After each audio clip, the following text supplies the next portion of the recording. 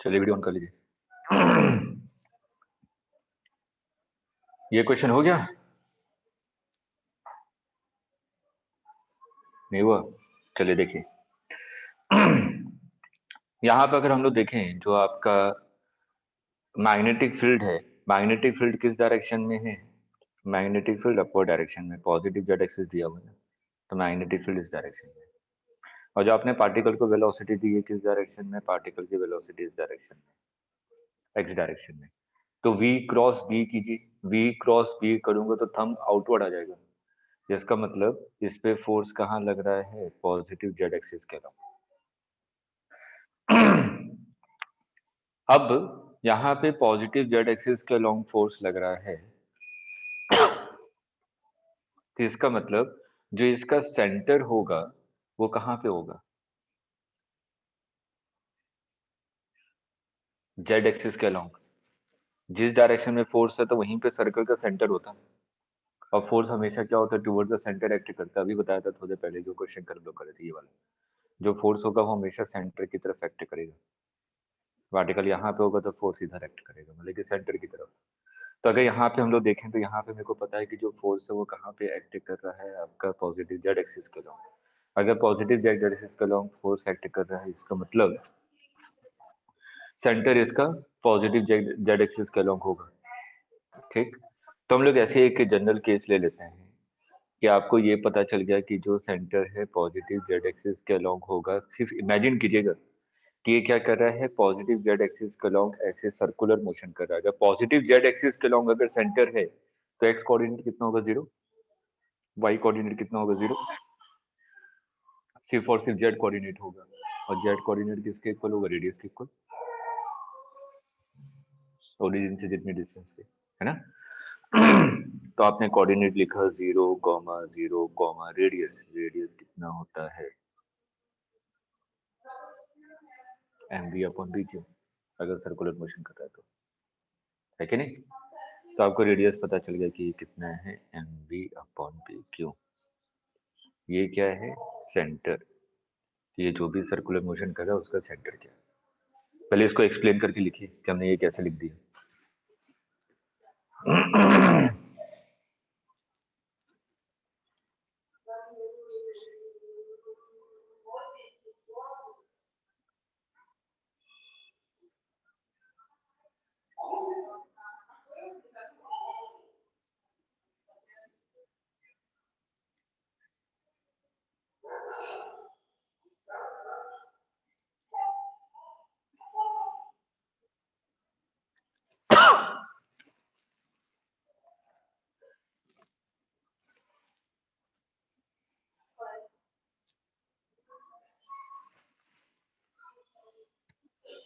Clear है? चलिए, अब मेरे को तो यहाँ पे तो कोऑर्डिनेट निकालना था पार्टिकल का at a function of time. तो आपको ये चीज क्लियर हो गई कि ये जो सर्कल है, ये सर्कल किस प्लेन में लाई कर रहा है? एग्जैक्ट प्लेन में। इमेजिन कीजिए, फोर्स आपका जेड एक्सिस के अलोंग है, तो मान लीजिए जो सर्कुलर मोशन करेगा वो एग्जैक्ट प्लेन में होगा। अगर एग्जैक्ट प्लेन में होगा तो पार्टिकल का वाई कोऑर्डिनेट कितना होगा? 0। वाई में तो मोमेंट ही नहीं है, तो पार्टिकल का वाई कोऑर्डिनेट कितना है? 0। इसका मतलब मेरे को एक्स और जेड निकालना है ना? तो मान लीजिए कि ये एक्स एक्सिस है और ये आपका जेड एक्सिस है। पार्टिकल क्या कर रहा है? सर्कुलर मोशन कर रहा है। आपने कहा कि पार्टिकल सर्कुलर मोशन कर रहा है, और पॉजिटिव वाई एक्सिस के अलोंग क्या है? Magnetic field. ये तो दिया हुआ है। तो पार्टिकल कैसा कर रहा है? ऐसा सर्कुलर मोशन कर रहा है, ये सर्कुलर मोशन कर रहा है। किसी भी टाइम टी पे मान लिया कि पार्टिकल कहाँ पहुंच गया, यहाँ पे पार्टिकल यहाँ पे पहुंच जाएगा तो कितना एंगल मूव किया, ओमेगा टी। आपने महान कहा कि ओमेगा वेलोसिटी से मूव कर रहा है, तो ये कितना हो जाएगा एंगल ओमेगा टी। तो अगर इसका एक्स कोऑर्डिनेट देखूं तो एक्स कोऑर्डिनेट तो यही होगा ना, ये डिस्टेंस। अगर जेड कोऑर्डिनेट देखूं तो जेड कोऑर्डिनेट तो ये डिस्टेंस होगा। ठीक, तो मेरे को एक्स और जेड कोऑर्डिनेट निकालना है। अगर ये आर है तो ये डिस्टेंस कितना हो जाएगा, आर कॉस थीटा।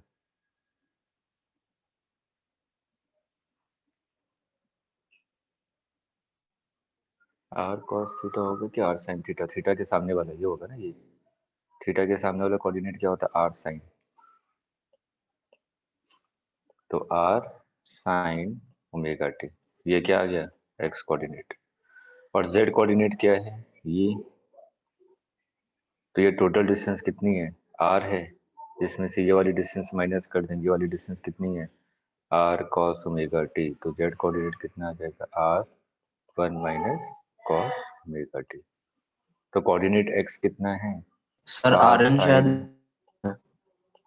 अच्छा अच्छा कर रहा हूँ। अब वाई कितना है, 0, और जेड कोऑर्डिनेट कितना है, आर 1 माइनस कॉस।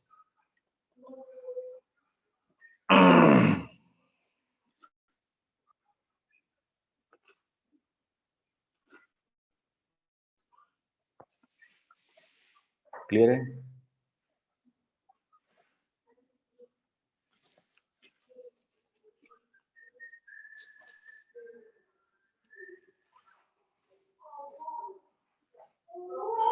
चलिए नोट कीजिए, फिर नेक्स्ट क्वेश्चन पे आते हैं।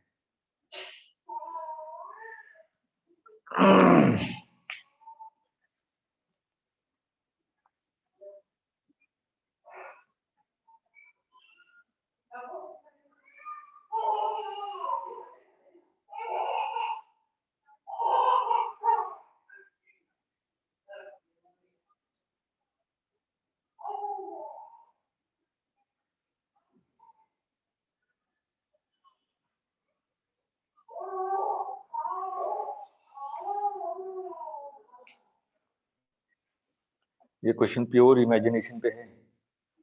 अगर सर से सही से इमेजिन कर पा रहे हैं तो क्वेश्चन बहुत आसान है। चलिए, ऐसे क्वेश्चन आपने देखे होंगे, एग्जाम में आते हैं बहुत। आपने कहा कि ये मैग्नेटिक फील्ड है,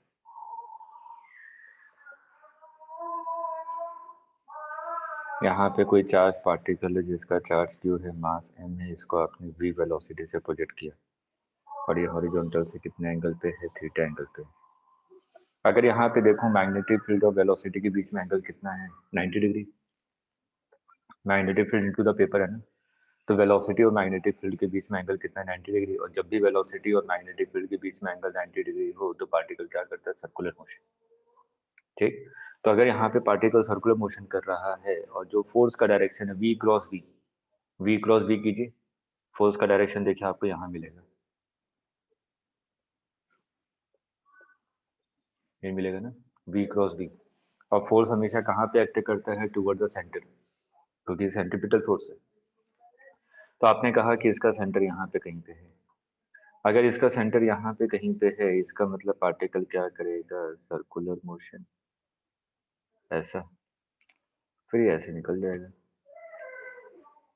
जब तक मैग्नेटिक फील्ड में होगा तभी तो अपने पाथ को चेंज करेगा, और जब मैग्नेटिक फील्ड के बाहर निकल गया तो बिल्कुल स्ट्रेट चला जाएगा, तो उसको मूव करने के लिए कोई है ही नहीं फोर्स। तो हमसे यही क्वेश्चन पूछा जाता है।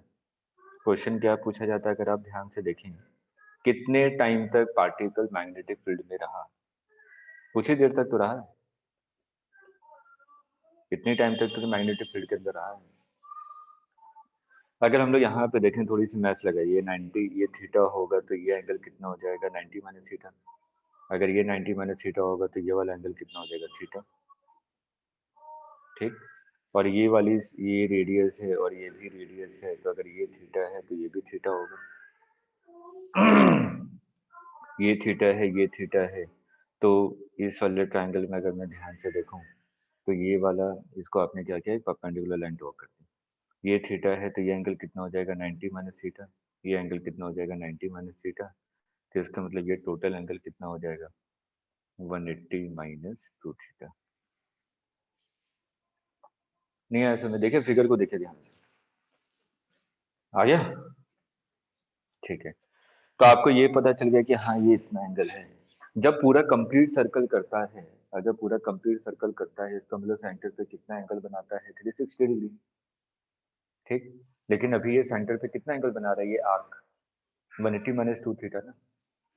तो अगर 2 पाई एंगल बनाता है, यूनिटी मेथड, अगर 2 पाई एंगल बनाता है तो कितना टाइम लेता है? मैंने बोला था याद रखिएगा, 2 pi M divided by B Q, है ना? तो आपने कहा कि अगर 2 पाई एंगल बना रहा है पूरा सर्कल कंप्लीट करने में कितना टाइम लेगा? 2 pi M divided by B Q. तो 1 रेडियन के लिए कितना टाइम लेगा? 2 pi M divided by B Q into 2 pi.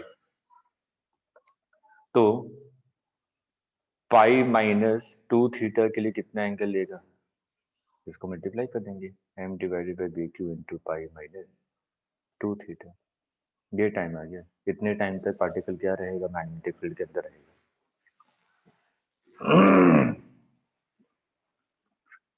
Clear है?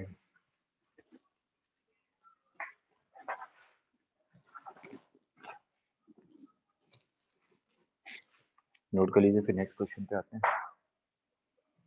और ये जो क्वेश्चन करवाने में बहुत इंपॉर्टेंट है, यहाँ से क्वेश्चन पूछे गए अलग अलग तरीके से पूछा हुआ है, तो मैं सभी वैरायटी बता देता हूँ, लेकिन तरीका एक ही है। चलिए नेक्स्ट क्वेश्चन पे आते हैं। आपने कहा कि इस बार जो मैग्नेटिक फील्ड में जो पार्टिकल को फेंका गया ये मैग्नेटिक फील्ड है, इस रीजन में मैग्नेटिक फील्ड लाई कर रहा है।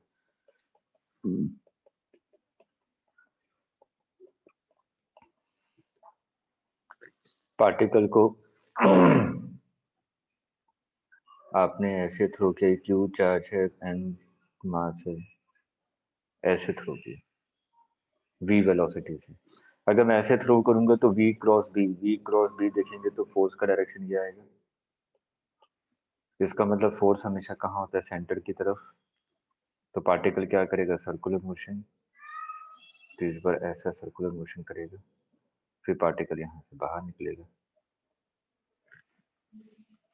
ठीक है, अब यहाँ पे अगर मैं ध्यान से देखूं, यहाँ पे आपसे कहा गया कि ये जो पार्टिकल है हॉरिजॉन्टल के साथ वही एंगल कितना बना रहा है? थीटा। ये थीटा दिया हुआ है, ये हॉरिजॉन्टल के साथ थीटा एंगल बना रहा है। अगर हॉरिजॉन्टल के साथ थीटा एंगल बनाएगा तो अभी आपने देखा था ये एंगल कितना हो जाएगा? पाई माइनस 2 थीटा ना। अभी निकाला तो वही तरीका। तो ये वाला एंगल, पार्टिकल इस वाले आर्क के बारे में बात करें, ये है ना सर्कल का आर्क, ये है आर्क। ये आर्क के सेंटर पे कितना एंगल बना रहा है? ये एंगल बना रहा है 2 पाई माइनस 2 थीटा। तो ये एंगल कितना हो जाएगा? 2 पाई माइनस पाई मतलब पाई प्लस 2 थीटा। अब कितने टाइम तक ये रहा अंदर? m divided by B Q into pi plus 2 theta. Same concept, unity में।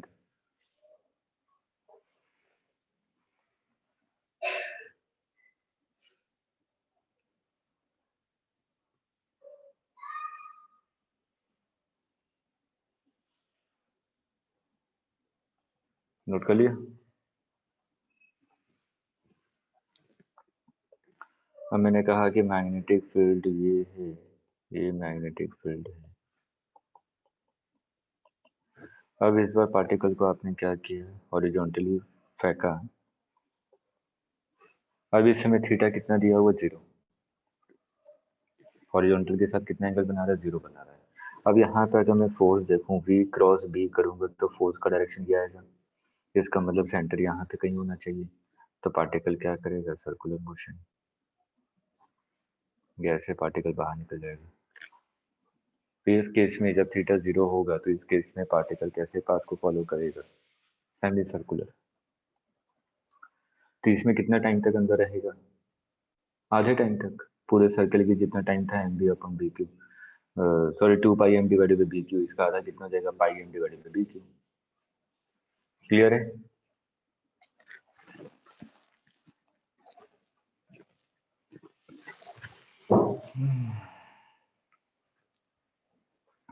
अब इसके एप्लीकेशन पे क्वेश्चन पूछे जाते हैं। इसके एप्लीकेशन पे क्वेश्चन कैसे? देखिए एक ही क्वेश्चन करवा रहा हूँ, उसमें कितने सारी भी वैरायटी बन सकती है, सभी वैरायटी बता दूंगा। कॉन्सेप्ट यही सेम कॉन्सेप्ट यूज हो रहा है। अगर यहाँ पे आपने देखा कि पार्टिकल मूव कर रहा है तो जो मैग्नेटिक फील्ड है वो क्या करे, उसकी काइनेटिक एनर्जी में कोई वेरिएशन लेकर नहीं आ रहा, लेकिन सिर्फ और सिर्फ क्या कर रहा है, पार्टिकल के डायरेक्शन को चेंज कर रहा है। इसका मतलब अगर किसी भी चार्ज पार्टिकल जो कि मूव कर रहा है, अगर उसमें को मेरे को उसको डेविएट करना है उसके पाथ से, तो मैं क्या करूँ, यूनिफॉर्म मैग्नेटिक फील्ड अप्लाई कर दूँ, तो पार्टिकल अपने पाथ से डेविएट हो जाएगा, है ना। तो हमने देखा उसी के एप्लीकेशन पे क्वेश्चन एग्जाम में पूछा गया। मैं जनरल करवा रहा हूँ, कोई स्पेसिफिक वैल्यू नहीं ले रहा। मैंने कहा ये मैग्नेटिक फील्ड है,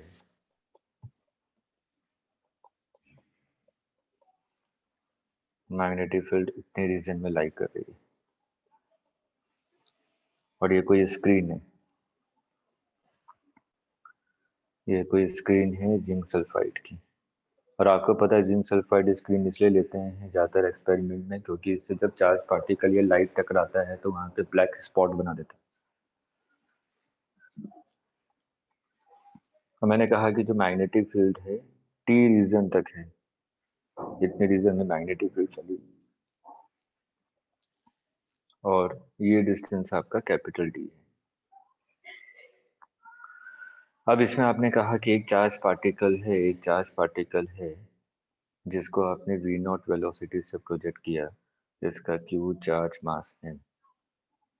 तो अगर मैं यहाँ पे देखूँ तो इस चार्ज पार्टिकल पे जो फोर्स लगेगा इस डायरेक्शन में लगेगा, फोर्स इस डायरेक्शन में लगेगा, इसका मतलब इसका सेंटर यहाँ पे कहीं होना चाहिए। अगर सेंटर यहाँ पे होना चाहिए तो पार्टिकल क्या करेगा, इस सेंटर के अबाउट सर्कुलर मोशन। तो पार्टिकल क्या किया, इसने सर्कुलर मोशन किया और ये ऐसे करके यहाँ तक आया, और यहाँ तक जैसे ही आया तो यहाँ पे मैग्नेटिक फील्ड है ही नहीं, तो पार्टिकल क्या करेगा, स्ट्रेट निकल जाएगा ना, पूरा सर्कल कंप्लीट ही नहीं हो पा रहा है इसका। ठीक। तो यहाँ पे आपसे पूछा गया कि ये कितने एंगल से बाहर निकला, पहली वैरायटी कि ये थीटा क्या होगा। अब पार्टिकल को अगर मैं ध्यान से देखूं, पार्टिकल तो स्ट्रेट जा रहा था, फाइनली पार्टिकल ऐसे मूव कर गया, इसका मतलब पार्टिकल कितना डेविएट कर गया, थीटा। तो मेरे को यही एंगल ऑफ डेविएशन पता लगाना है। तो आपने कहा कि ये तो सेंटर से अगर मैं इसको जोड़ूं तो सेंटर से तो डिस्टेंस इक्वल होती है।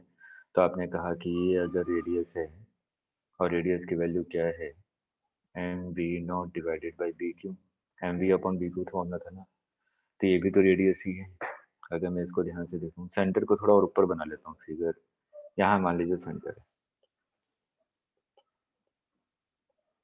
थोड़ा फिगर अच्छा बनेगा इसलिए। ये मैंने मान लिया सेंटर यहाँ पे, तो ये रेडियस हुआ। तो आपने कहा ये भी रेडियस है, आर। ठीक, ये भी रेडियस है। तो रेडियस को और इस वाले पॉइंट को जोड़ूंगा तो ये तो 90 डिग्री होगा ना। ये टेंजेंट है ना, ये वेलोसिटी, वेलोसिटी हमेशा सर्कल के टेंजेंट होता है। तो आपने कहा ये 90 डिग्री होगा, तो ये एंगल कितना होगा।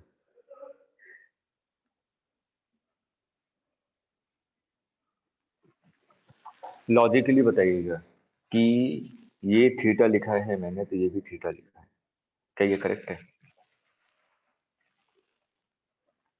वेलोसिटी जितना मूव करता है उतना ही तो सेंटर से मूव किया ना, सिंपल सोचिए, सेंटर में पार्टिकल है, सर्कुलर मोशन कर रहा है। मैंने कहा कि पार्टिकल ने कितना एंगल मूव किया, थीटा डिग्री। तो वेलोसिटी भी तो पहले स्ट्रेट जा रहा था, वो कितना डेविएट हुआ होगा, थीटा ना। हम लोग सर्कुलर मोशन में शायद मैंने बताया था, 11th वाला हूँ तो बताता हूँ, जब डेरिवेशन करवाता हूँ वहां पे v is equal to omega, तो वहां पे ये कॉन्सेप्ट बताता हूँ कि सर्कल में अगर मान लीजिए पार्टिकल ने थीटा मूव किया तो वेलोसिटी ने भी अपने पास से कितना मूवमेंट किया, थीटा। ठीक। तो यहाँ पे थीटा अगर नहीं भी आता तो सिंपल एक ट्राइंगल बना लीजिए, याद रहेगा अपना भी। ये निकाल सकते हैं ना एंगल, ये 90 डिग्री है, ये 90 है, तो ये देखिए ये थीटा आ जाएगा। क्लियर है। तो यहाँ पे देखें ये वाला एंगल को अगर मैं देखूं तो theta, sine theta is equal to, इस ट्राइंगल में साइन थीटा लगाइए, sine theta is equal to क्या होगा, sine theta is equal to perpendicular upon hypotenuse. Perpendicular कितना है, टी, और हाइपोटेन्यूज कितना है, रेडियस के इक्वल। इस वाला ट्रायंगल में हाईलाइट कर देता हूँ, ये वाला ट्रायंगल। तो sine theta is equal to perpendicular divided by hypotenuse. Perpendicular कितना है टी और हाइपोटेनस। तो अगर मेरे को यहाँ पे डेविएशन निकालना है तो डेविएशन आपने निकाल लिया कि डेविएशन कितना आएगा, theta is equal to sine inverse T by R. अब यहाँ पे मान लीजिए पार्टिकल ऐसे स्टेट चला गया, पार्टिकल स्टेट गया, जिंक सल्फाइड स्क्रीन से टकरा गया, तो यहाँ पे ब्लैक स्पॉट बन जाएगा। तो ये डिस्टेंस आपको पता है, मान लीजिए y है, ये मेरे को निकालना है कि कहाँ पे स्क्रीन से टकराएगा। और ये डिस्टेंस मेरे को पता है डी, थीटा निकाल चुका ना मैं यहाँ से। अगर मेरे को थीटा आ जाएगा तो tan theta is equal to perpendicular divided by base y upon D. तो क्या मैं यहाँ से y निकाल सकता हूँ कि जिंक सल्फाइड स्क्रीन पे कहाँ पे टकराने वाला है। उसके बाद अगर यहाँ पे देखिए प्रैक्टिकली क्या होता है कि जो टाइम होता है वो बहुत कम होता है, ठीक है ना, क्योंकि जो चार्ज पार्टिकल होते हैं कहीं हाई स्पीड से मूव करते हैं, तो बहुत जल्दी वो पूरा एक सर्कल कंप्लीट कर लेता है। तो अगर हम लोग देखें तो जो टाइम होता है वो बहुत कम होता है। अगर टाइम बहुत कम होगा तो जो थीटा की वैल्यू आएगी, सॉरी टाइम नहीं, टी टी टी, जो हम लोग लैब में एक्सपेरिमेंट करते हैं, ये जो थिकनेस होती है जितने तक आपका ये फैला हुआ है मैग्नेटिक फील्ड, ये क्या होता है कम होता है, क्योंकि एग्जाम में क्वेश्चन ये दिया था, टी भी दिया था और स्क्रीन की डिस्टेंस दी हुई थी। तो टी की वैल्यू आपकी मिलीमीटर में दिया हुआ था, ठीक है, और डी आपका मीटर में दिया हुआ था। तो इसका मतलब T is very very less. अगर टी की वैल्यू बहुत छोटी है तो थीटा की वैल्यू भी क्या होगी, देखिए sine theta is directly proportional to T. अगर टी की वैल्यू छोटी होगी तो थीटा की वैल्यू भी छोटी हो जाएगी ना। अगर थीटा स्मॉल है, थीटा इज स्मॉल, तो theta is approximately equal to sine theta is approximately equal to tan theta. तो हम लोग यहाँ पे क्या करेंगे, टेन थीटा क्या था वाई अपॉन डी, और साइन थीटा क्या था टी अपॉन आर, और आर की वैल्यू क्या होती है M B naught divided by B T. तो यहाँ से जो भी अननोन पैरामीटर है मैं निकाल सकता हूँ। अगर मेरे को काइनेटिक एनर्जी दी हुई है तो एम बी नॉट का मतलब क्या हुआ, मोमेंटम। मोमेंटम और काइनेटिक एनर्जी में रिलेशन क्या होता है, अंडर रूट टू एम के। ये सब वैरायटी बता रहा हूँ क्वेश्चन की, वो कैसे कैसे पूछ सकता है। मैंने कहा कि पार्टिकल जिसको प्रोजेक्ट किया उसकी काइनेटिक एनर्जी 2 जूल है, तो वो कितना डेविएट करेगा या कितने पर्टिकुलर डिस्टेंस पे वो आपका स्ट्राइक करेगा जिंक सल्फाइड स्क्रीन से। तो कुछ भी निकाल सकते हैं, ये जनरल करवाया है आपको, अब क्वेश्चन के हिसाब से चेंजेस करते जाइएगा।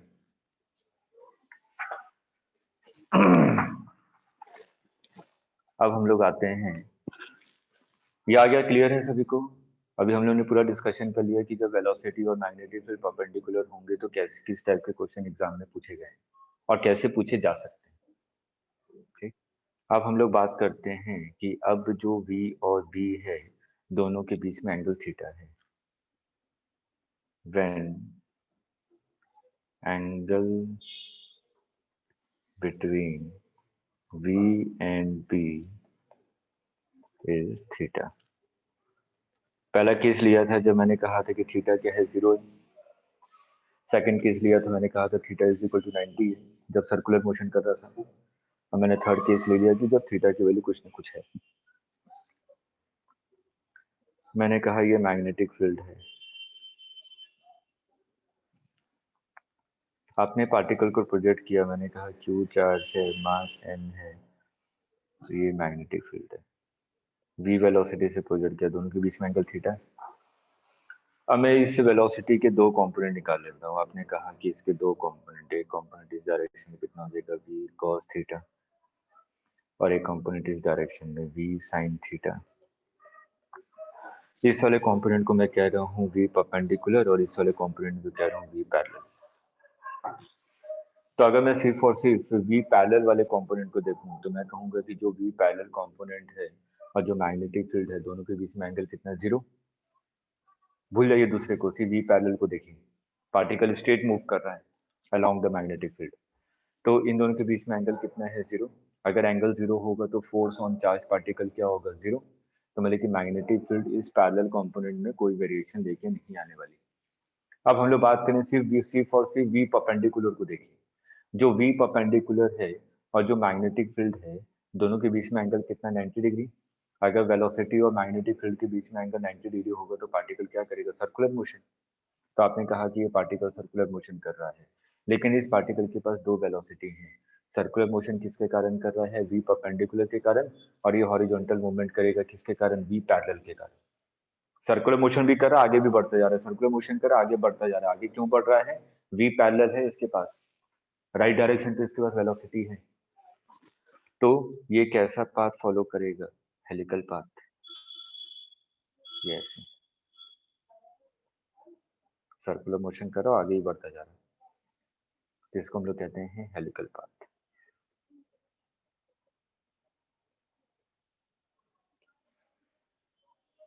रीजन लिख लीजिएगा कि क्यों कर रहा है। वी पैरेलल के कारण आगे मूव कर रहा है और वी परपेंडिकुलर के कारण सर्कुलर मोशन कर रहा है, तो ऐसे पाथ को हम लोग क्या करते हैं? Helical path. और आपको पता है कि रेडियस इज इक्वल टू क्या होता है? M V divided by B Q. लेकिन एम वी कौन सा? जो कि बी के परपेंडिकुलर है, तो इसलिए यहाँ पे मैं वी परपेंडिकुलर लिखूंगा। और सर्कुलर मोशन का आपको टाइम पीरियड पता है, वो तो कांस्टेंट होता है, वो कितना होता है? 2 pi M divided by B Q. जितने टाइम में पार्टिकल एक सर्कल कंप्लीट कर रहा है, उतने ही टाइम में पार्टिकल हॉरिजॉन्टल डिस्टेंस भी कवर कर रहा है। तो ये जो हॉरिजॉन्टल डिस्टेंस है दो सर्कल के बीच में, जिसको हम लोग कहते हैं पिच। इस पे भी क्वेश्चन मेंस में पूछा, ठीक। तो अगर मैं कहूँ कि pitch distance is equal to speed into time, horizontal distance move करने के लिए कौन रेस्पॉन्सिबल था? The V perpendicular. और कितना टाइम लगेगा इसको? जितना इसका टाइम पीरियड है, एक सर्कल कंप्लीट करे उतने देर में ये हॉरिजॉन्टल डिस्टेंस भी कवर कर रहा है। तो मैं कहूंगा जो पिच है वो क्या है? V parallel into time. आगे समझ में? देखिए सिंपल काइनेमेटिक चल रहा है, टू डायमेंशन मोशन। हॉरिजॉन्टल को अलग देखेंगे, परपेंडिकुलर को अलग देखेंगे, खत्म। क्लियर है? ये जनरल ऑब्जर्वेशन, मतलब कि जनरल थीटा के लिए आपने ये निकाल लिया। अब हम क्वेश्चन की प्रैक्टिस करेंगे कि कैसे कैसे क्वेश्चन पूछे गए हैं एग्जाम में आपके। ये कॉन्सेप्ट है, क्लियर है? नोट कर लिया? चलिए, एग्जाम में क्वेश्चन पूछा गया कि जो पार्टिकल है उसको आपने कहाँ से प्रोजेक्ट किया? ओरिजिन से प्रोजेक्ट किया।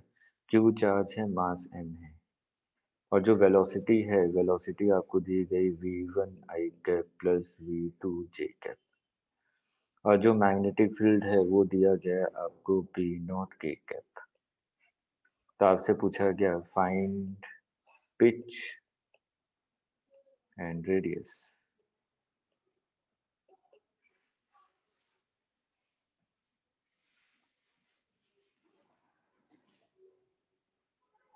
तुरंत क्वेश्चन को देख के डायरेक्ट फॉर्मूला कभी मत अप्लाई कीजिएगा। पहले एक बार रफ फिगर बना के देखिए कि हो क्या रहा है। अगर मैं यहाँ पे रफ फिगर बनाऊं तो आपको पता चलेगा कि पॉजिटिव एक्स डायरेक्शन में और ये वाई डायरेक्शन में। तो आपने कहा कि पॉजिटिव एक्स डायरेक्शन में पार्टिकल की वेलोसिटी कितनी है? v1। पॉजिटिव वाई डायरेक्शन में पार्टिकल की वेलोसिटी कितनी है? v2। और जो मैग्नेटिक फील्ड है वो क्या है? बी नॉट के कैप। इसका मतलब ये पॉजिटिव जेड एक्सिस के अलॉन्ग है मैग्नेटिक फील्ड। क्लियर है? तो यहाँ पे अगर आप लोग ध्यान से देखेंगे, जो v1 है वो भी मैग्नेटिक फील्ड के परपेंडिकुलर है, और जो v2 है वो भी मैग्नेटिक फील्ड के परपेंडिकुलर है। तो इसलिए आप यहाँ पे क्या करेंगे? v1 और v2 का रिजल्टेंट निकालेंगे। वो कितना आ जाएगा? Under root v1 square plus v2 square. ये v आ गया, resultant velocity of the particle. जो रिजल्टेंट वेलोसिटी है पार्टिकल का, वो मैग्नेटिक फील्ड के साथ कितने एंगल पे है? 90 डिग्री। पॉजिटिव जेड डायरेक्शन में मैग्नेटिक फील्ड है, तो वेलोसिटी और मैग्नेटिक फील्ड के बीच में एंगल कितना है? 90 डिग्री। इसका मतलब v cross b, v cross b करेंगे तो फोर्स का डायरेक्शन क्या आ जाएगा? फोर्स का डायरेक्शन ये आएगा, करके देख लीजिए। v क्रॉस b करना, मैग्नेटिक फील्ड बाहर की तरफ है पॉजिटिव जेड एक्सिस के लंब। तो क्या कीजिए? v के डायरेक्शन में चारों फिंगर्स को रखिए और उसको ऊपर की तरफ कर्ल कीजिए, तो थंब इस डायरेक्शन में आ जाएगा ना। इसका मतलब सर्कल का सेंटर यहाँ पे होगा। तो पार्टिकल क्या करने वाला है? Circular motion. तो क्या यहाँ पे हेलिकल पाथ बनेगा?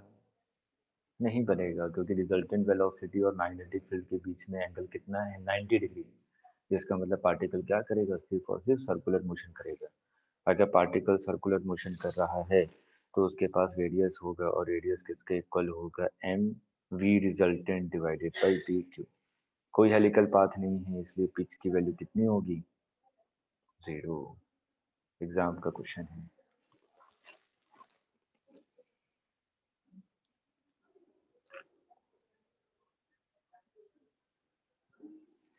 आगे समझे। या क्वेश्चन को दूसरा तरीका है सोचने का, क्या कि हेलिकल पाथ कब करेगा, जब वेलोसिटी के दो कंपोनेंट हो। एक वेलोसिटी क्या हो, मैग्नेटिक फील्ड के परपेंडिकुलर, और एक वेलोसिटी क्या हो, मैग्नेटिक फील्ड के पैरेलल, तभी होगा, अदरवाइज नहीं होगा। यहाँ पे दोनों कंपोनेंट को देखिए, कोई भी कंपोनेंट पैरेलल नहीं है मैग्नेटिक फील्ड के, तो हेलिकल पाथ तो कभी नहीं होगा। ठीक, चलिए अब हम लोग बात करते हैं लॉरेंस फोर्स।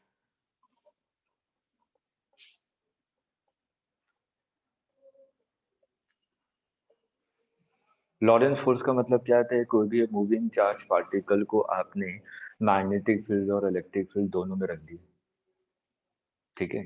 तो इलेक्ट्रिक फील्ड के कारण भी उस पर फोर्स लगेगा और मैग्नेटिक फील्ड के कारण भी फोर्स लगेगा। तो दोनों के कारण जो रिजल्टेंट फोर्स है उसी को हम लोग क्या कहते हैं, लॉरेंस फोर्स। तो आपने कहा कि जो मैग्नेटिक फील्ड के कारण फोर्स लग रहा है वो कितना लग रहा है, क्यू वी क्रॉस बी, और इलेक्ट्रिक फील्ड के कारण जो फोर्स लग रहा है वो कितना है, क्यू ई। तो ये क्या है आपका Lawrence force.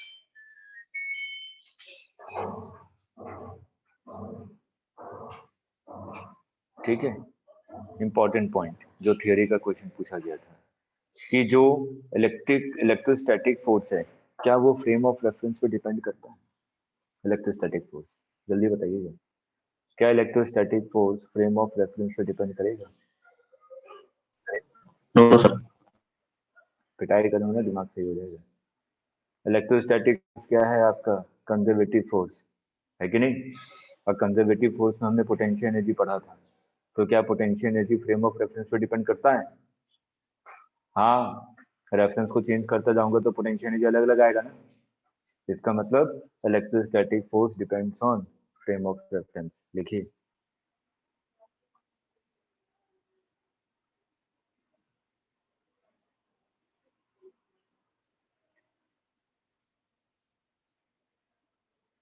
Magnetic force frame of reference पे डिपेंड करता है।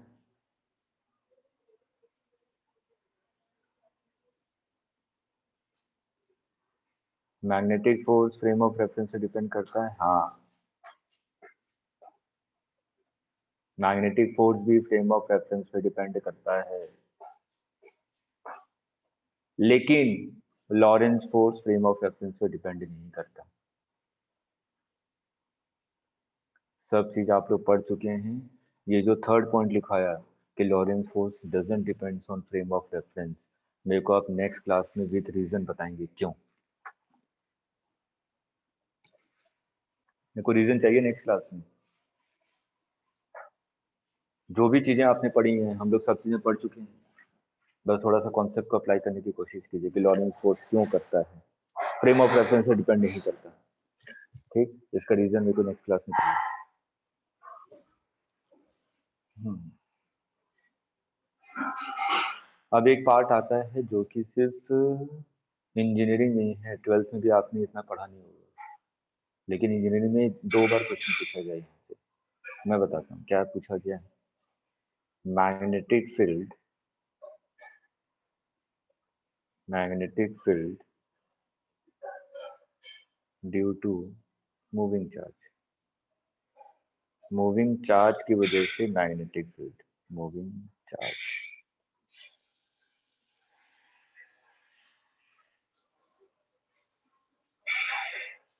मूविंग चार्ज की वजह से मैग्नेटिक फील्ड।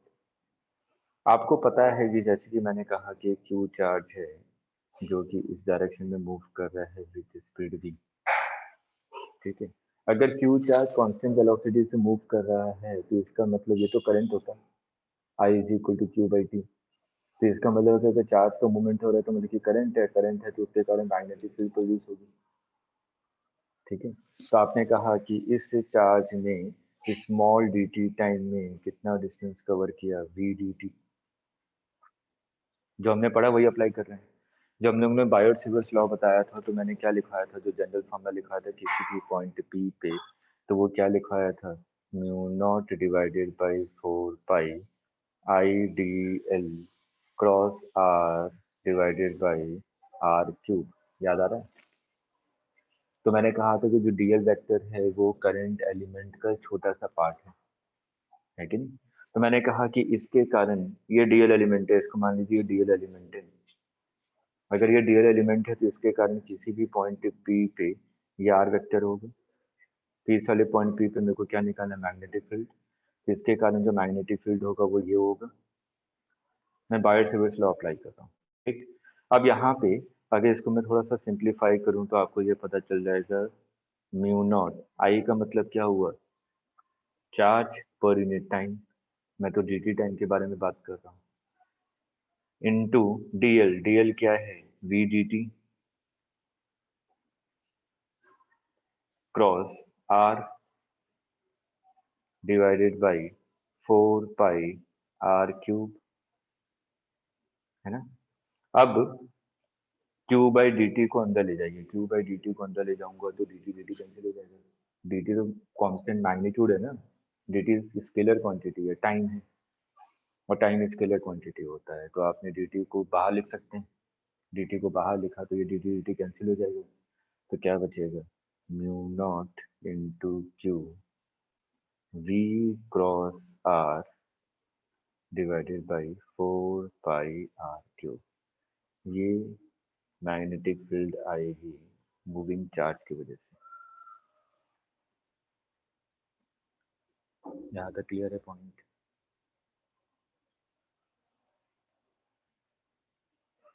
तुषार आया? Yes sir. इसको नोट कीजिए, फिर आते हैं अगले पॉइंट पे जहाँ से क्वेश्चन पूछा था। ये तो मैंने सिर्फ अप्लाई किया कि मूविंग चार्ज की वजह से मैग्नेटिक फील्ड होता है कि नहीं होता, होता है, वो निकाल लिया मैंने। क्वेश्चन ये नहीं पूछा, तो उसने कुछ इसके एप्लीकेशन पे क्वेश्चन पूछे थे। नोट कर लिया? अब देखें, force on one moving charge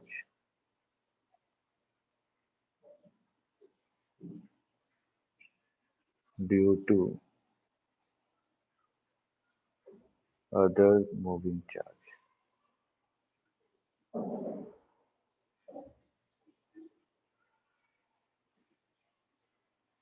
आपने कहा कि एक Q1 चार्ज है जो कि इस डायरेक्शन में मूव कर रहा है V1 वेलोसिटी से, एक Q2 चार्ज है जो कि इस डायरेक्शन में मूव कर रहा है V2 वेलोसिटी से। तो एक चार्ज की वजह से दूसरे चार्ज पे कितना फोर्स लगेगा ये निकालना है। मैंने कहा कि इसमें पोजीशन वेक्टर कितनी है, R1 है, या R मान लेते हैं, R1 ये है। अब मैंने क्या लिखा, इसको 2 मान लिया, तो मैं क्या करूंगा, 2 पॉइंट पे 1 की वजह से कितना मैग्नेटिक फील्ड है वो निकालू। उस मैग्नेटिक फील्ड में Q2 चार्ज मूव कर रहा है ना। तो लॉजिकली सोचिए, Q1 V1 वेलोसिटी से मूव कर रहा है, तो इसका मतलब ये करंट है। इस करंट की वजह से इस P पॉइंट पे मैग्नेटिक फील्ड होगी, मैग्नेटिक फील्ड निकाल लिया। उस मैग्नेटिक फील्ड में एक Q2 चार्ज है जो कि कांस्टेंट वेलोसिटी से मूव कर रहा है। तो मेरे को पता है कि किसी भी मैग्नेटिक फील्ड में अगर कोई चार्ज कांस्टेंट वेलोसिटी से मूव करेगा तो उस पर फोर्स लगेगा QV क्रॉस B, ठीक है। तो मैं यहाँ पे क्या निकालूं, पहले P पॉइंट पे मैग्नेटिक फील्ड निकालूं, किसके कारण, 1 के कारण।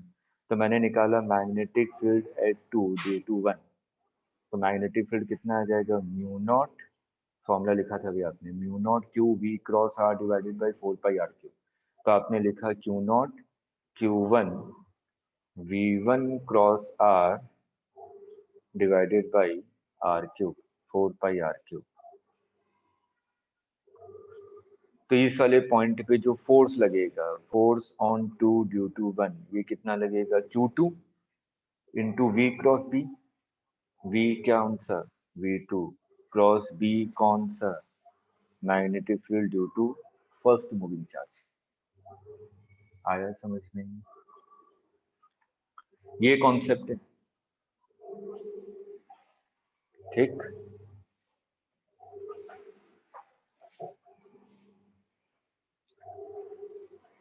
पूरा मैग्नेटिक फील्ड ऑपोजिट डायरेक्शन पे है क्वेश्चन, क्योंकि हर जगह ए क्रॉस बी हो रहा है, इस पे कमांड होना बहुत जरूरी है। क्रॉस प्रोडक्ट नोट कर लिया।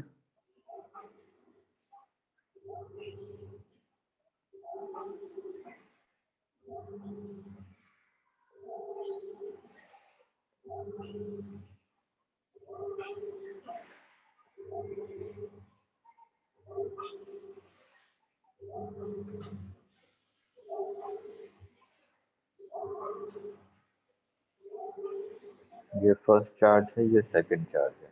तो मेरे से पूछा गया force on two due to one.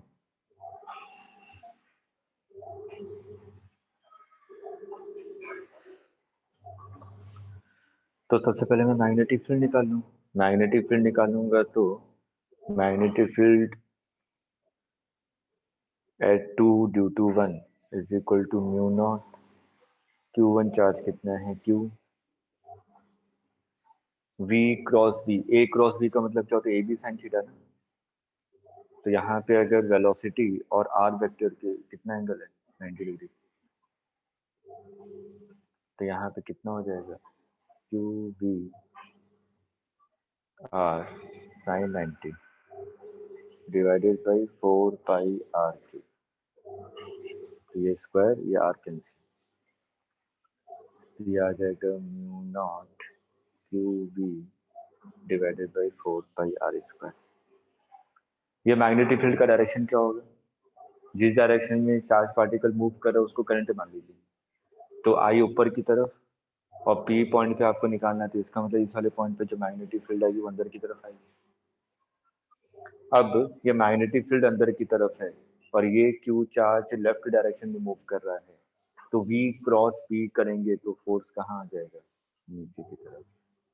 Force on two due to one, ऐसा नहीं।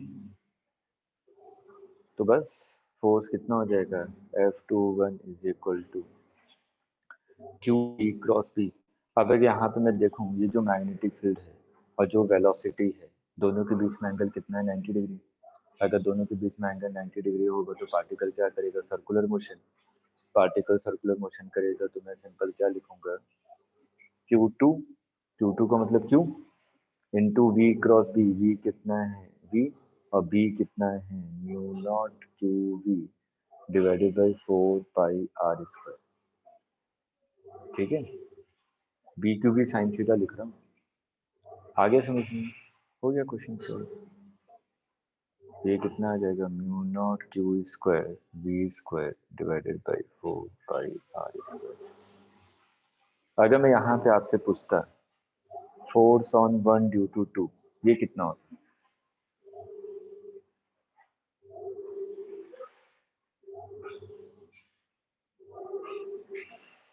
अच्छा, सेकंड वाले चार्ज की वजह से जीरो। फर्स्ट पॉइंट पे, हाँ, सेकंड वाली चार्ज की वजह से फर्स्ट पॉइंट पे मैग्नेटिक फील्ड होगी क्या, नहीं होगी। क्यों, क्योंकि ये तो वायर के डायरेक्शन में आ गया ना, और कल बताया था along the wire magnetic field कितनी होती है, जीरो। ठीक है, तो अगर मैं यहाँ पे लिखूँ ये फोर्स कितना हो जाएगा, जीरो। क्यों, क्योंकि यहाँ पे magnetic field due to two कितना है, जीरो है।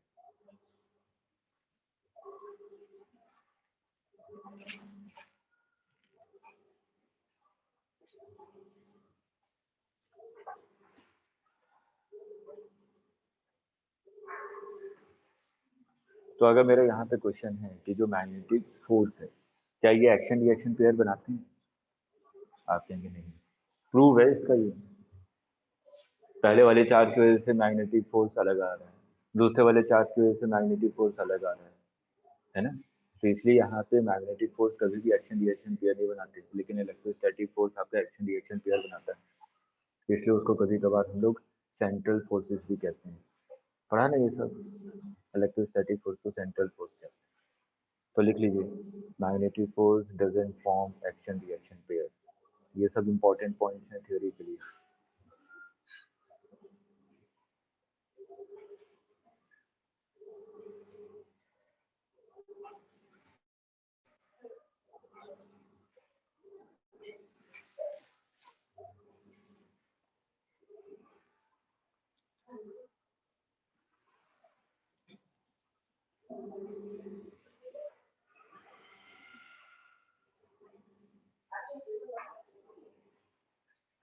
अच्छा चलिए देखिए, अभी हम लोग क्या कर रहे थे कि अभी आपने देखा कि अगर कोई भी चार्ज मूव करेगा तो चार्ज मूव करने के कारण मैग्नेटिक फील्ड भी प्रोड्यूस होगी, ठीक।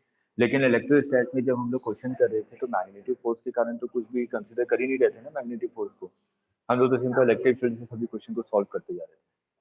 लेकिन ये वाला कॉन्सेप्ट तो मेरे को प्रूव करता है कि अगर कोई भी चार्ज मूव करेगा तो चार्ज मूव करने के लिए आपके कारण क्या होगा, मैग्नेटिक फील्ड भी आएगा, ठीक है। तो वहां पे मैग्नेटिक फोर्स को क्यों नहीं कंसिडर किया इलेक्ट्रोस्टैट में, कोई सोच के बता सकता है?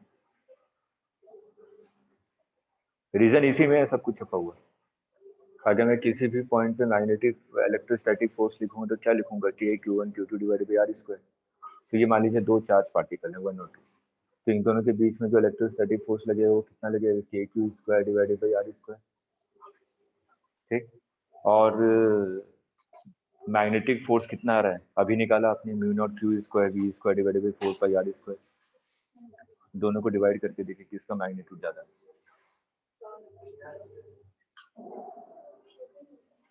निकालिए निकालिए।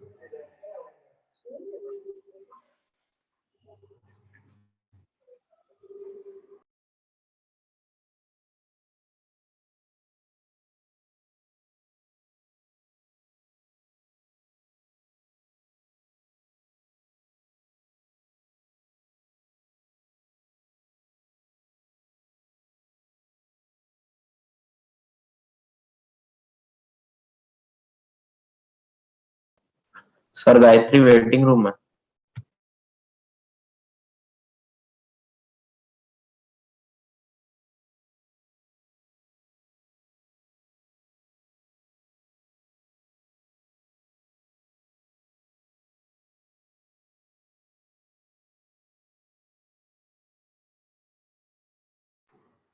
एक में रुकिएगा।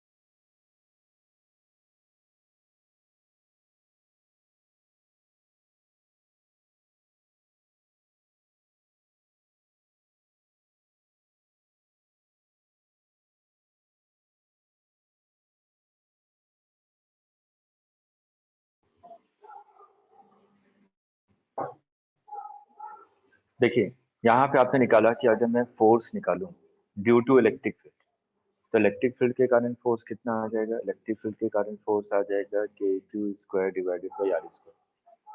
और मैग्नेटिक फील्ड के कारण फोर्स आप निकाल चुके हैं ऑलरेडी।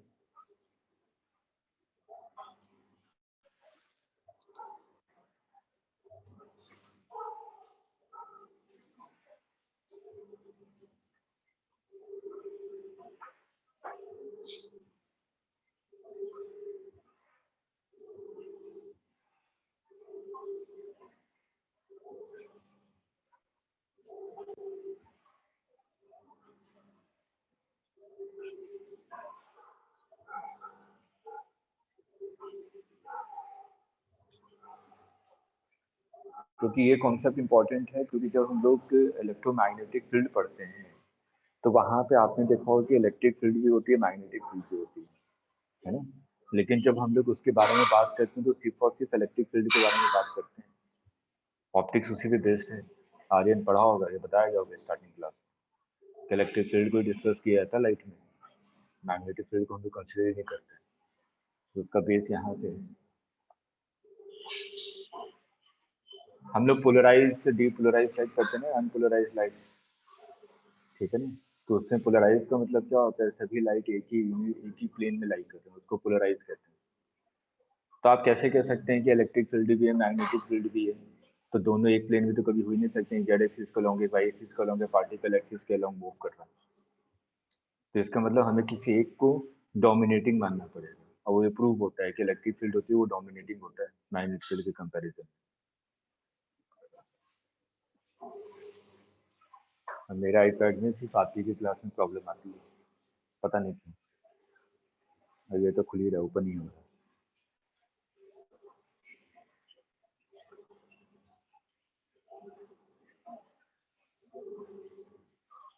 ये भी कह रहा है कि बच्चे थक चुके हैं।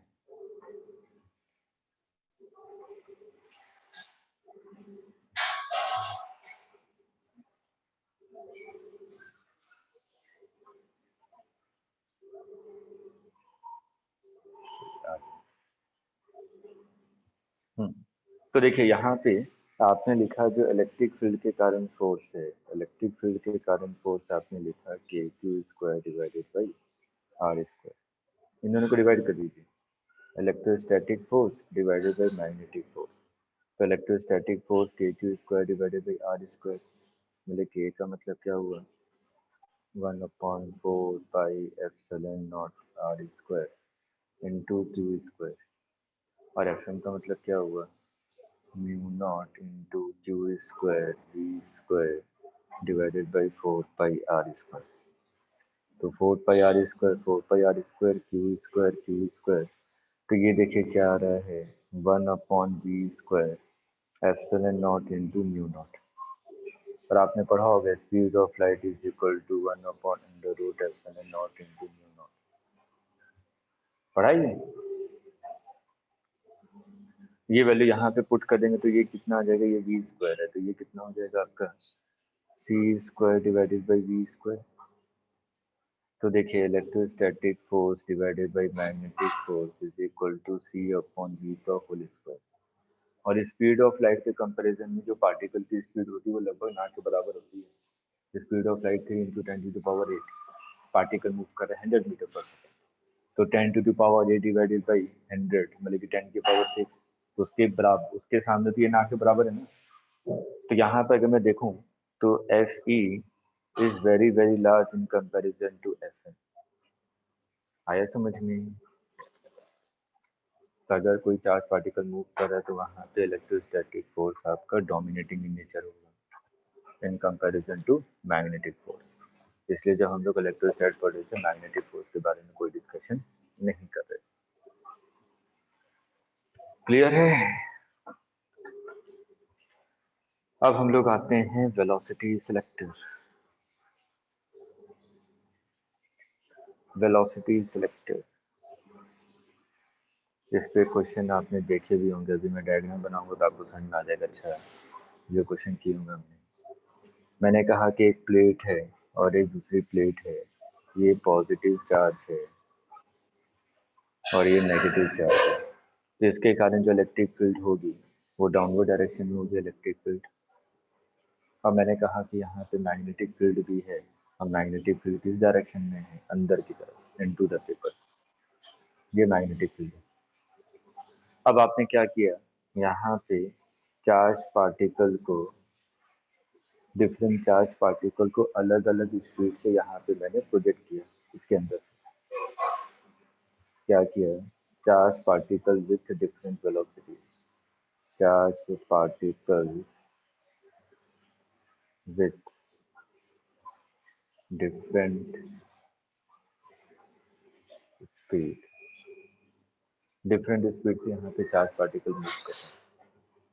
अगर चार्ज पार्टिकल यहाँ पे डिफरेंट डिफरेंट स्पीड से मूव कर रहा है तो ध्यान दीजिएगा, इलेक्ट्रिक फील्ड के कारण जो चार्ज पार्टिकल पे फोर्स लगेगा वो नीचे की तरफ लगेगा क्यू ई, वेलोसिटी इस डायरेक्शन में है, वेलोसिटी इस डायरेक्शन में है और मैग्नेटिक फील्ड अंदर की तरफ है, तो इसके कारण जो फोर्स लगेगा वो किस डायरेक्शन में लगेगा, इस डायरेक्शन में। तो इस पे जो मैग्नेटिक फोर्स लगा ऊपर की तरफ लगा वी क्यू वी। तो जो मैग्नेटिक फोर्स है वो तो वेलोसिटी डिपेंडेंट है ना, तो मैग्नेटिक फोर्स तो वेलोसिटी डिपेंडेंट है, तो किसी भी पर्टिकुलर वेलोसिटी के लिए हो सकता है कि जो मैग्नेटिक फोर्स है वो इलेक्ट्रिक फोर्स के इक्वल हो। तो मैंने जैसे ही कहा कि magnetic force is equal to electric force, तो यहाँ से आपने कहा कि V is equal to Q E divided by P Q, तो आपने कहा V इज इक्वल टू आ जाएगा E अपॉन बी। तो ऐसे चार्ज पार्टिकल जिनकी वेलोसिटी E अपॉन बी के इक्वल है वो अनडेविएटेड स्टेट निकल जाएंगे, यस और नो, है ना, क्योंकि नेट फोर्स उस पर 0 है। तो ऐसी पार्टिकल जिनका मैग्नीट्यूड E अपॉन बी के इक्वल है उस पर्टिकुलर वेलोसिटी को हम लोग कहते हैं वेलोसिटी सिलेक्टर। आगे समझिए, याद कीजिए जब इलेक्ट्रोमैग्नेटिक वेव पढ़ते हैं तो ये फॉर्मूला पढ़ते हैं, वेलोसिटी ऑफ लाइट।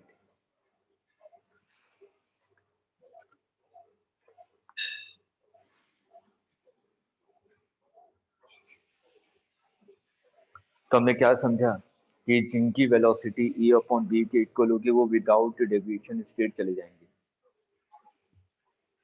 जिनकी वेलोसिटी वेलोसिटी सिलेक्टर से ज्यादा होगी वो ऊपर मूव करेंगे, ऊपर की तरफ डेविएट होंगे, और जिनकी वेलोसिटी वेलोसिटी सिलेक्टर से कम होगी वो डाउनवर्ड डायरेक्शन में डोमिनेट करेंगे, मतलब कि डेविएट करेंगे। क्लियर है? अब एक क्वेश्चन एग्जाम में पूछा गया, लिखता हूं और फटाफट आंसर बताइए। यूनिफॉर्म इलेक्ट्रिक फील्ड और मैग्नेटिक फील्ड है, यूनिफॉर्म है, यूनिफॉर्म इलेक्ट्रिक फील्ड है, magnetic field. If net force is zero, net force अगर जीरो है तो फर्स्ट पूछा गया electric field will be perpendicular to magnetic field. Second, electric field is perpendicular to velocity. Third, magnetic field is perpendicular to velocity. Fourth, E perpendicular to B perpendicular to B. Multiple correct answer है, सोच के बताइए।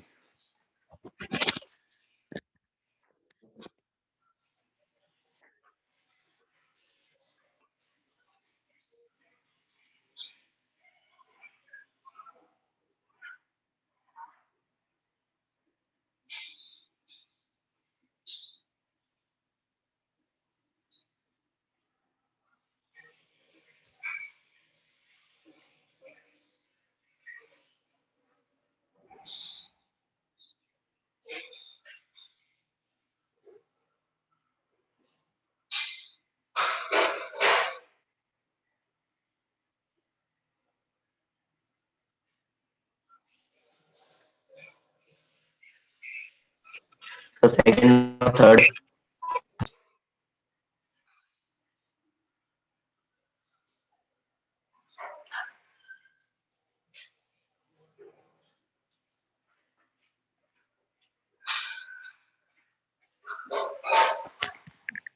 आया किसी का?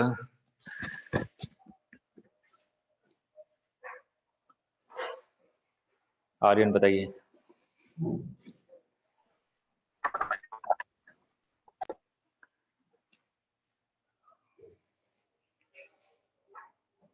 Net force zero है ना, net force zero है, इसका मतलब लॉरेंस फोर्स जीरो है इलेक्ट्रिक फील्ड और मैग्नेटिक फील्ड के कारण।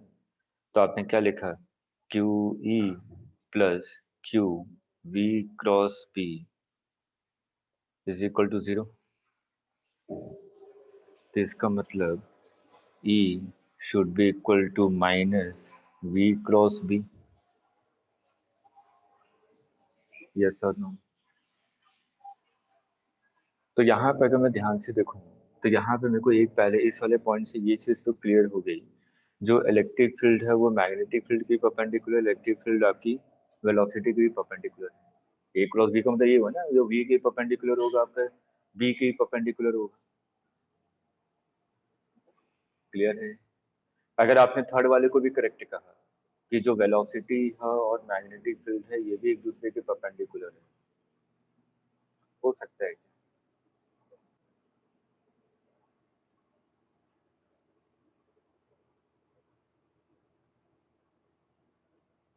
नेट फोर्स जीरो करना है, तो इस वाले कंडीशन से नेट फोर्स जीरो हो रहा है क्या? No, sir. नहीं हो रहा है ना, ये तो वैल्यू मिल रही है मेरे को, v क्रॉस b की वैल्यू कितनी हो जाएगी, बी वी साइन थीटा, मतलब सिंपल बी वी। लेकिन पहले दो कंडीशन से तो नेट फोर्स जीरो हो रहा है। ठीक है, तो कौन सा ऑप्शन करेक्ट होंगे, सी फॉर सी 1 और 2? नहीं आया?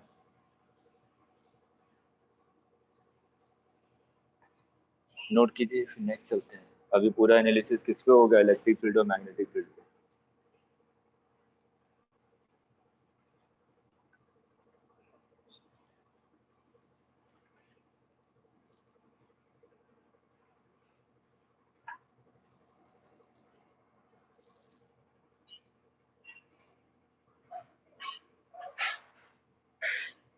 नोट कर लिया?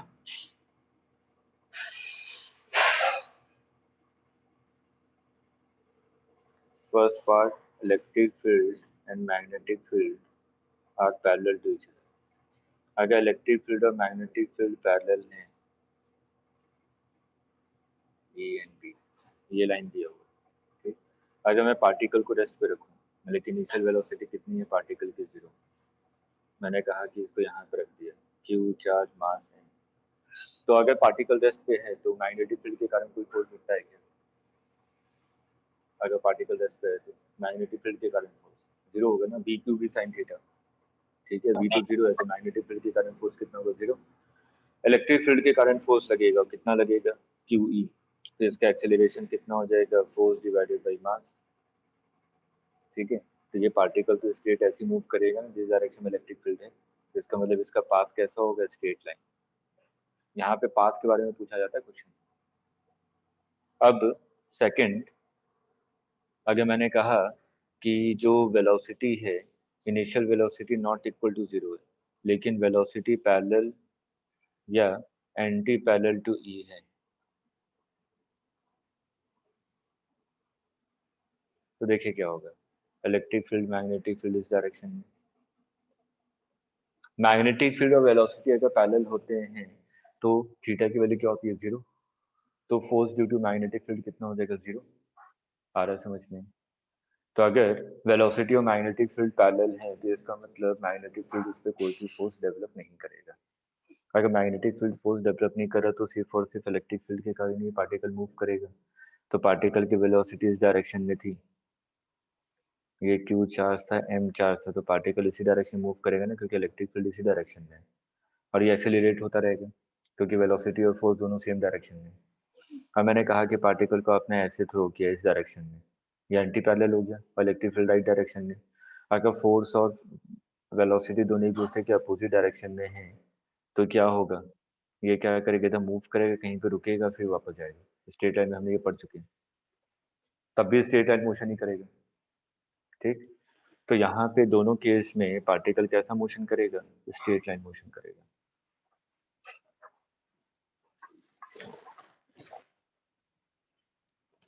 क्लियर है? चलिए अब थर्ड पॉइंट पे आते हैं। मैंने कहा कि velocity is perpendicular to E, velocity electric field के परपेंडिकुलर है। ये इलेक्ट्रिक फील्ड मैग्नेटिक फील्ड दोनों सेम डायरेक्शन में है, ई एंड पी। लेकिन वेलोसिटी आपकी क्या है, परपेंडिकुलर है इलेक्ट्रिक फील्ड के, मतलब कि ये क्यू चार्ज है, एम मास है, वेलोसिटी भी है। अब यहाँ पे अगर आप ध्यान से देखिए, जो वेलोसिटी है वो मैग्नेटिक फील्ड के परपेंडिकुलर होगी तो कैसा पाथ होगा, सर्कुलर मोशन। लेकिन इस पे जो इलेक्ट्रिक फील्ड है वो राइट डायरेक्शन में लग रहा है, और राइट डायरेक्शन में एक्सेलरेशन कितना है, Q E by M. Yes और नो? अगर राइट डायरेक्शन में एक्सेलरेशन है इसका मतलब पार्टिकल की वेलोसिटी राइट डायरेक्शन, मतलब कि हॉरिजॉन्टल डायरेक्शन में पार्टिकल की वेलोसिटी इंक्रीज होती जाएगी। अगर पार्टिकल की हॉरिजॉन्टल डायरेक्शन में वेलोसिटी इंक्रीज हो रही है और पार्टिकल क्या है, मैग्नेटिक फील्ड के परपेंडिकुलर डायरेक्शन में तो सर्कुलर मोशन करेगा, और इलेक्ट्रिक फील्ड आपके राइट डायरेक्शन में फोर्स लगाए तो पार्टिकल हॉरिजॉन्टल मूवमेंट भी करेगा। तो पार्टिकल क्या करेगा, हेलिकल पाथ। ठीक, लेकिन एक इम्पॉर्टेंट पॉइंट, हम लोगों ने वहां पे पिच को डिफाइन किया था। मैंने कहा था कि जो पिच होगा हर एक टाइम इंटरवल में वो सेम होगा। याद कीजिए, थोड़े पहले पढ़ा था पिच। ठीक, लेकिन यहाँ पे क्या होगा आपका, पिच डिफरेंट होगा। दो सर्कल के बीच की डिस्टेंस धीरे धीरे इंक्रीज होगी कि डिक्रीज होगी, मेरे को ये बताइए, और क्यों इंक्रीज होगी। आपको पता है कि ये जो डिस्टेंस है, मैंने कहा ये d1 है, ये जो डिस्टेंस है ये कहा आपने d2 है, ये जो डिस्टेंस है ये आपने कहा d3 है। तो d3 is greater than d2 is greater than d1। क्यों, क्योंकि एक्सेलरेशन है हॉरिजॉन्टल डायरेक्शन में। अगर हॉरिजॉन्टल डायरेक्शन में एक्सेलरेशन होगा तो पार्टिकल की वेलोसिटी हॉरिजॉन्टल डायरेक्शन में इंक्रीज होती रहेगी। अगर हॉरिजॉन्टल डायरेक्शन में पार्टिकल की स्पीड इंक्रीज हो रही है तो डिस्टेंस भी तो ज्यादा कवर करेगा सेम टाइम में, स्पीड इनटू टाइम। तो हेलिकल पाथ होगा with increasing pitch, helical path with increasing pitch. ये भी थियोरी का क्वेश्चन है। हेलिकल पाथ,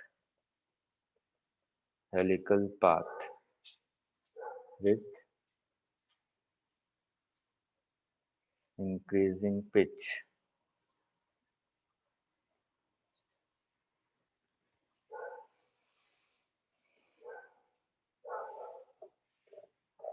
आया समझ में।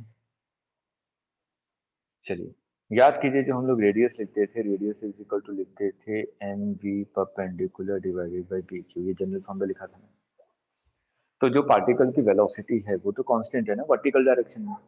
पार्टिकल की वेलोसिटी कौन से डायरेक्शन में चेंज हो रही है, हॉरिजॉन्टल डायरेक्शन में, क्योंकि हॉरिजॉन्टल डायरेक्शन में फोर्स मिल रहा है।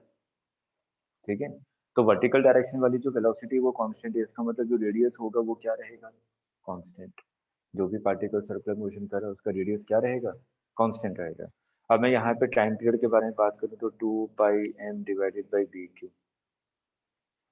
क्लियर है।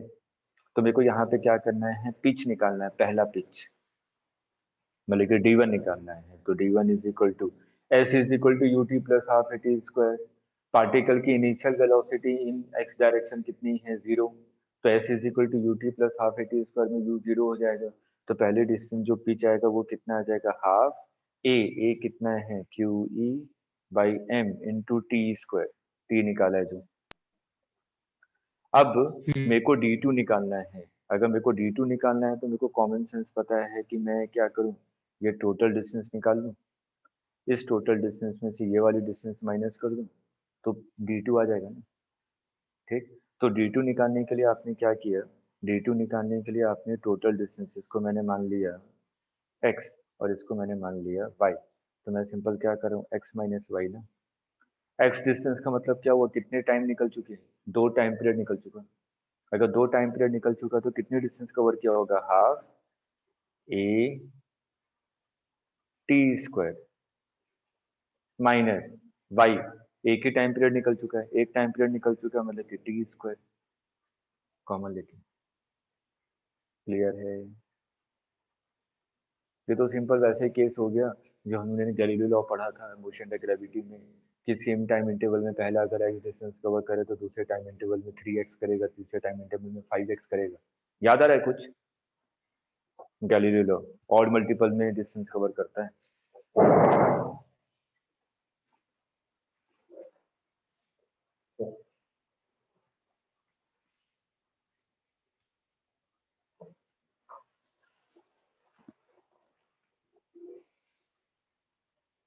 आयुष क्लास में है ना, आपकी आवाज आ रही नहीं, वीडियो आ रहा है।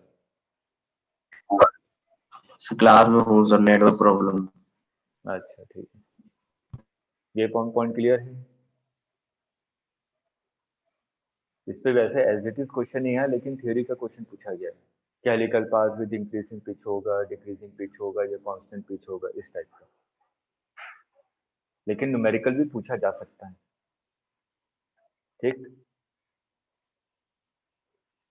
अब हम लोग आते हैं, अभी तक हम लोगों ने बात किया कि जो इनिशियल वेलोसिटी है वो इलेक्ट्रिक फील्ड के पैरेलल थी, वो हो गया। इनिशियल वेलोसिटी इलेक्ट्रिक फील्ड के एंटी पैरेलल थी, वो भी हो गया। इनिशियल वेलोसिटी इलेक्ट्रिक फील्ड के परपेंडिकुलर डायरेक्शन में थी, वो भी हो गया। अब हम लोग क्या लेते हैं कि जो पार्टिकल है और जो वेलोसिटी इलेक्ट्रिक फील्ड है, दोनों के बीच में एंगल थीटा है, जनरल केस।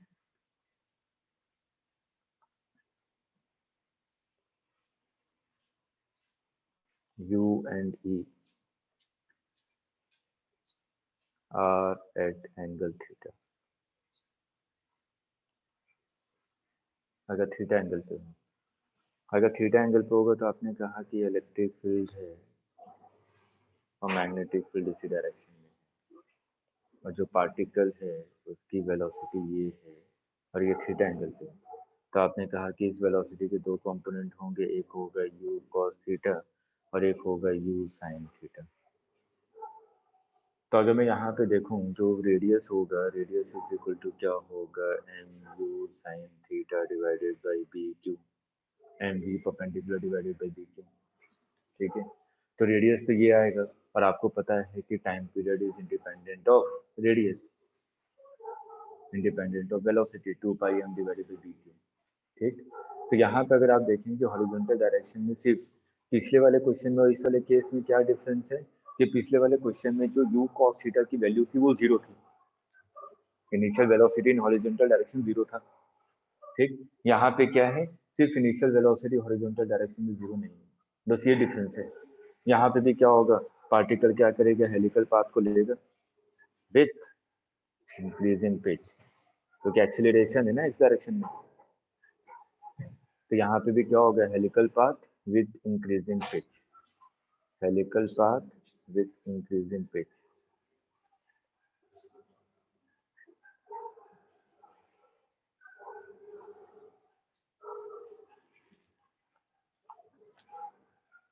क्लियर है?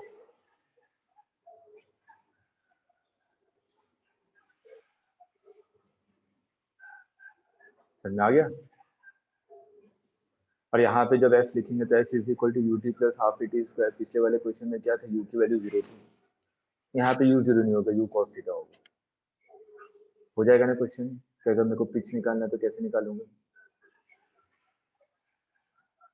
हो जाएगा कि वो भी लिख दूं, हो जाएगा।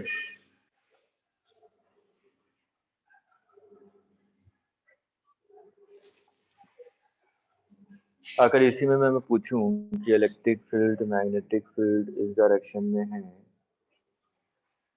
लेकिन मैंने पार्टिकल को ऐसे थ्रो किया, तो यहाँ पे मैं पार्टिकल की वेलोसिटी देखूंगा, ये आ जाएगा u sin थीटा और ये आ जाएगा u cos theta. Electric field के कारण फोर्स इस डायरेक्शन में, क्योंकि मैग्नेटिक फील्ड पार्टिकल के डायरेक्शन को चेंज करता है, बस और कुछ नहीं। ठीक है, तो यहाँ पे देखिए जो इलेक्ट्रिक फील्ड के कारण फोर्स आ रहा है वो राइट डायरेक्शन में आ रहा है, पार्टिकल मूव कहाँ कर रहा है, लेफ्ट डायरेक्शन में। तो इसका मतलब पार्टिकल की वेलोसिटी जीरो होगी, पार्टिकल की वेलोसिटी जीरो होगी, इसका मतलब जो पिच है शुरुआत में, ये भी थ्योरी का क्वेश्चन है, शुरुआत में पिच क्या होगा, डिक्रीज होगा, उसके बाद फिर इंक्रीज होने लगेगा। लॉजिकली सोचे, पार्टिकल इधर गया फिर मूव करके इधर आने लगा। ठीक है, तो शुरुआत में क्या होगा, जो इसका पिच होगा, पिच मान लीजिए ये है, डिक्रीज होगा, फिर डिक्रीज होके फिर ये ऐसे करने लगेगा, इंक्रीज इन पिच, तो फिर आगे आएगा ना, रुकेगा फिर घूम के फिर वापस आएगा इस डायरेक्शन में, क्योंकि Q E force right direction में लग रहा है। तो शुरुआत में क्या होगा, इसकी पिच डिक्रीज होगा, फिर वापस पिच इंक्रीज होने लगेगा, हेलिकल पाथ सेम वही है।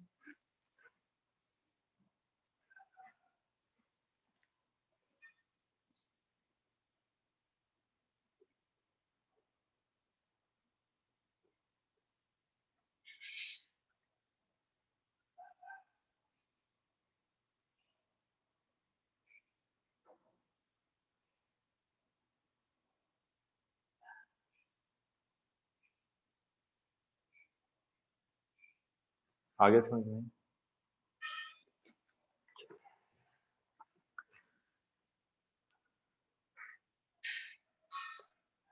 अगर आप ध्यान से देखें तो एक तरह से मेरे को लग रहा है कि मैं काइनेमेटिक्स पढ़ रहा हूँ, है ना, इसलिए इसके क्वेश्चन बहुत टिपिकल नहीं होते हैं, लेकिन सभी वैरायटी आपको पता होनी चाहिए।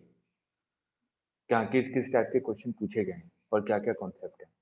इसी में थोड़ा फास्ट निकल रहा हूँ कि हाँ सभी कॉन्सेप्ट को बस कवर कर लूँ। क्या क्वेश्चन ऐसे बन सकते हैं, ऐसे बन सकते हैं। चलिए एक क्वेश्चन जो आपके एग्जाम में आया, एग्जाम में न्यूमेरिक वैल्यू इकाई, वो क्या है, आपसे कहा गया कि इलेक्ट्रिक फील्ड और मैग्नेटिक फील्ड इस डायरेक्शन में है, E naught and B naught दोनों पैरेलल है। पार्टिकल क्यू चार्ज है, मास m है, इसको इनिशियल वेलोसिटी V नॉट दे दी, at an angle of theta आपने प्रोजेक्ट किया। तो आपसे पूछा गया find speed when x coordinate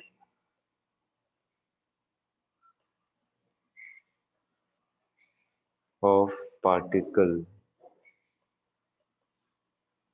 is x naught। जब पार्टिकल का x कोऑर्डिनेट x नॉट के इक्वल हो गया तो उसमें पार्टिकल की स्पीड कितनी है ये निकालना है।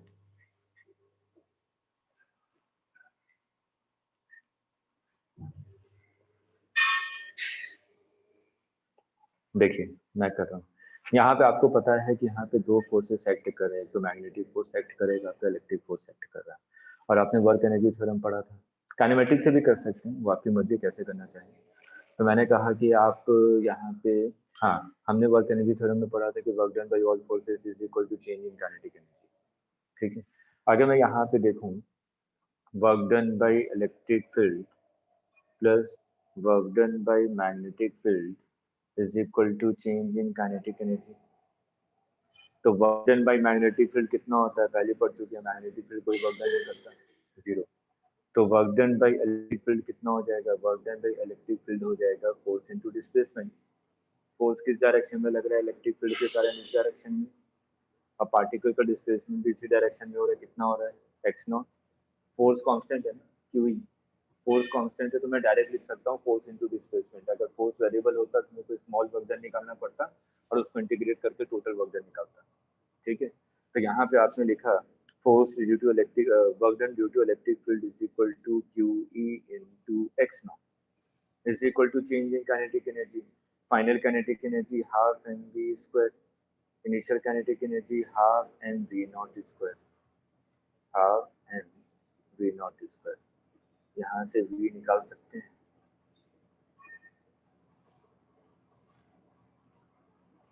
आगे समझे, तो देखिए एक लाइन के सॉल्यूशन है।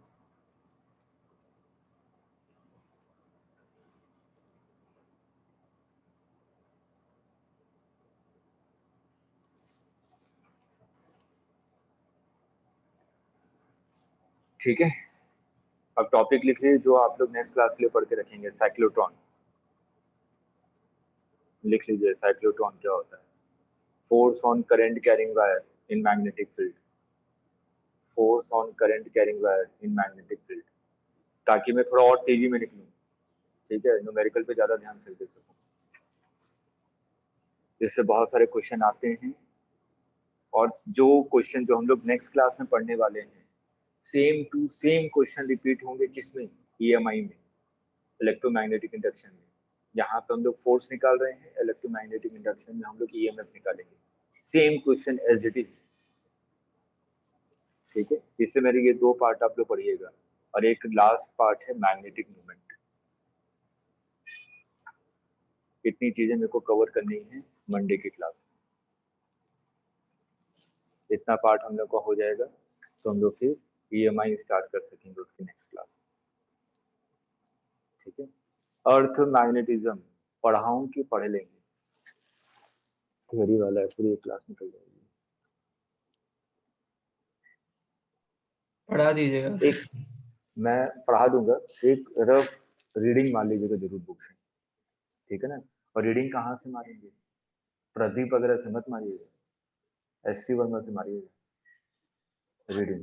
मैं आप लोगों को बाबा बोल रहा हूँ कि जो भी थ्योरी पढ़ने के लिए कह रहा हूँ सब थ्योरी आप लोग एससी वर्मा से पढ़ेंगे या तो लेसनिंग खाली से। ठीक है, उसमें गलतियां नहीं है, प्रदीप में भी कई जगह थ्योरी में गलत लिखा हुआ है, और पता नहीं कौन कौन सी बुक आती है, लोकल बुक दिनेश की आती है और क्या क्या है। ठीक है, थ्योरी में कहीं ना कहीं वो गलत लिख देता है कॉपीराइट से बचने के लिए। ठीक, इसलिए रेसनिक हॉलीडे पढ़ेंगे या तो आप लोग एससी वर्मा पढ़ेंगे, एससी वर्मा हर एक के पास होगा। तो सिंपल आप लोग उससे थ्योरी का रीड जरूर कर लीजिए जितना पॉइंट मैंने कहा है।